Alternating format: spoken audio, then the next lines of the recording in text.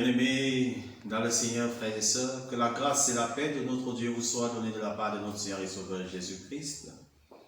Bienvenue dans votre guide d'études bibliques de l'école du savoir adulte du deuxième trimestre 2021. La promesse d'alliance éternelle de Dieu avec vous. Le pasteur Mardoché pour la synthèse de la 7e leçon qui a pour titre l'alliance au Sinaï. Le verset à mémoriser dans Exode chapitre 19, verset 4 est écrit: vous avez vu ce que j'ai fait à l'Égypte et comment je vous ai porté sur des ailes d'aigle et amené vers moi. Cette semaine, nous avons à répondre à un certain nombre de questions, à savoir quelles images le Seigneur a-t-il utilisées pour décrire sa relation avec Israël? De quelle manière les histoires de l'Exode et du Sinaï sont-elles parallèles au salut personnel? Quel était le rôle de la loi dans l'alliance au Sinaï? Et pour répondre à ces questions, nous aurons pour cette 7e leçon quelques axes de réflexion. Premièrement, nous verrons l'illustration, les illustrations de la grâce et de l'amour de Dieu pour l'homme. Deuxièmement, nous verrons les points pivots de l'alliance au Sinaï. Troisièmement, nous verrons le rôle de la loi dans l'alliance au Sinaï. Et enfin, nous verrons le salut en Jésus-Christ. Bien-aimés dans le Seigneur, frères et sœurs, la religion égyptienne enseignait que le salut s'achetait par les œuvres des mains humaines. Ayant donc vécu en Égypte pendant 400 ans, Israël perdit de vue la nature de Dieu. Et comme toujours, Dieu fera le premier pas pour établir la relation et renouveler l'alliance qu'il avait conclue avec Abraham, Isaac et Jacob. Par l'alliance au Sinaï, Dieu redonnera l'espoir à son peuple. Parlant de l'illustration de la grâce et de l'amour de Dieu pour l'homme, bien-aimés frères et sœurs, Dieu a montré sa grâce envers Israël en les libérant d'une dure servitude et en l'amenant tendrement à une nouvelle relation d'alliance avec lui. Le livre de Deutéronome utilise deux exemples pour exprimer la manière dont Dieu s'est comporté envers Israël. Nous avons d'abord l'illustration de l'aigle et de l'aiglon. Dans Exode chapitre 19, verset 4, il est écrit: vous avez vu ce que j'ai fait à l'Égypte et comment je vous ai porté sur des ailes d'aigle et amené vers moi. Et le Deutéronome chapitre 32, verset 10 à 12 dira: il a trouvé dans une contrée déserte, dans une solitude aux effroyables hurlements, il a entouré. Il en a pris soin, il a gardé comme la prunelle de son œil, pareil à l'aigle qui éveille sa couvée, voltige sur ses petits, déploie ses ailes, les porte sur ses plumes. L'Éternel seul a conduit son peuple, et il n'y avait avec lui aucun Dieu étranger. L'autre exemple, c'est le parent portant son enfant. Dans le Deutéronome chapitre 1, verset 29 à 31, il est écrit: je vous dis, ne vous épouvantez pas et n'ayez pas peur d'eux. L'Éternel, votre Dieu, qui marche devant vous, combattra lui-même pour vous, selon tout ce qu'il a fait pour vous sous vos yeux en Égypte. Puis au désert, où tu as vu que l'Éternel, ton Dieu, t'a porté comme un homme porte son fils pendant toute la route que vous avez faite jusqu'à votre arrivée en ce lieu. Et le prophète Osée dira au chapitre 11, verset 1, il est écrit: quand Israël était jeune, je l'aimais et j'appelais mon fils hors d'Égypte. Bien-aimés dans le Seigneur, frères et sœurs, ces illustrations indiquent que notre Dieu est très conscient de notre impuissance. Dans les deux figures de l'aigle et du parent portant son enfant, nous sentons le souci de Dieu pour notre bien-être, tendre, solitaire, protecteur, encourageant. Son désir est de nous amener à une pleine maturité. Chacun de nous a besoin que Dieu le guide tendrement et le protège jusqu'à ce que nous atteignions la pleine maturité dans notre relation avec lui. Parlant des points pivots de l'alliance au Sinaï, dans Exode chapitre 19, verset 5 et 6, il est écrit: maintenant, si vous écoutez ma voix et si vous gardez mon alliance, vous m'appartiendrez entre tous les peuples, car toute la terre est à moi.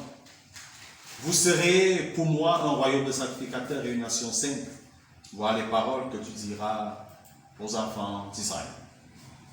Bien-aimés dans le Seigneur, frères et sœurs, dans l'alliance du Sinaï, dans Exode chapitre 19, versets 5 à 6, il y avait 3 éléments au point pivot que Yahweh révéla pendant qu'il s'adressait à l'ancien Israël par rapport à sa volonté ordonnée pour eux.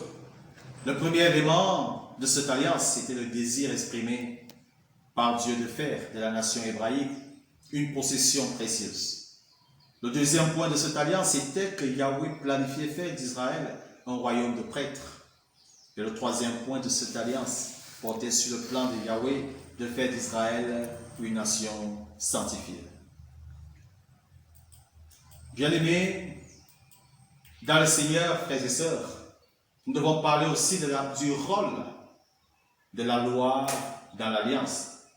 Deutéronome chapitre 11, versets 13 à 14 est écrit: si vous écoutez mes commandements tels que je les institue pour vous aujourd'hui, en aimant le Seigneur votre Dieu et en le servant de tout votre cœur et de toute votre âme,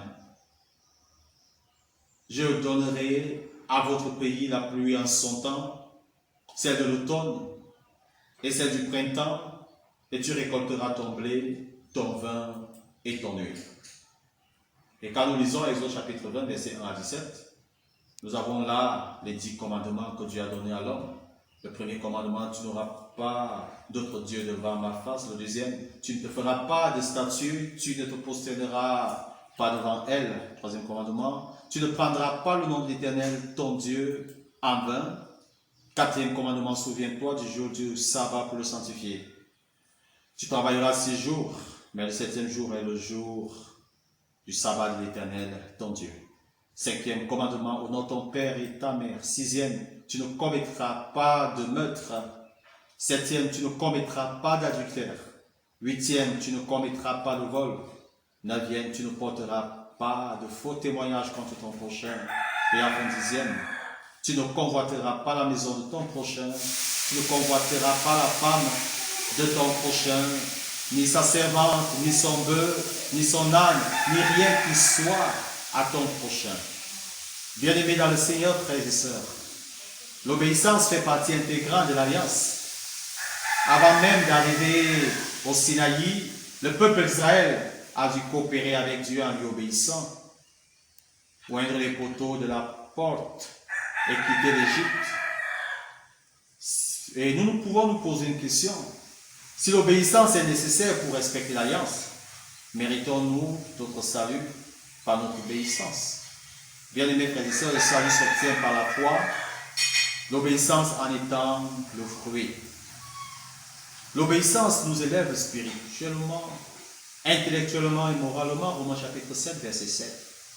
Notre obéissance permet à Dieu de nous utiliser pour proclamer l'évangile à toutes les nations. Nous prenons le dernier point de cette leçon, le salut en Jésus-Christ. Dans Exode chapitre 6, verset 6, est écrit: c'est pourquoi dis aux enfants d'Israël, je suis l'Éternel, je vous affranchirai des travaux dont vous chargent les Égyptiens, je vous délivrerai de leur servitude et je vous sauverai à bras étendus et par de grands jugements. Bien-aimés frères et sœurs, il y a 4 termes grecs du Nouveau Testament qui expliquent la façon dont Christ est notre Père rédempteur. Il y a 4 mots différents utilisés pour désigner rédemption dans le Nouveau Testament grec. Nous avons agorizo, hexagorizo, lutro et apolutrosis. Le premier mot de rédemption, agorizo, nous dit que Jésus est venu sur la terre pour nous localiser dans notre dépravation et contrôler personnellement notre esclavage à Satan.